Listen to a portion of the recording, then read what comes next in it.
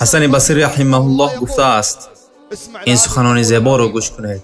او گفته است اگر با الله سخن کردنی خواهی، نماز را بخوان. اگر تو میخواهی که الله با تو سخن کند، پس قرآن را بخوان.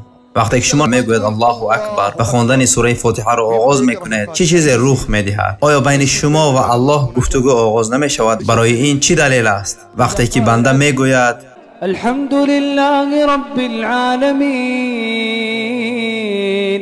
الله میگوید بنده من مرا حمد و ثنا خوان. وقتی که بنده میگوید الرحمن الرحیم، الله میگوید بنده من مرا سپاس و به من شکر میگوید. مالک یوم الدین، الله میگوید بنده من مرا ستایش و حمد میگوید. ایاک نعبد و ایاک نستعین.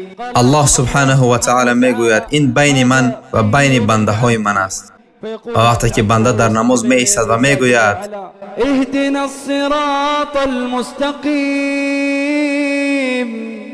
صراط الذين انعمت عليهم غير المغضوب عليهم ولا الضالين. الله عز و جل میگوید بنده من میگیرد آن چیزی را که از من طلبی.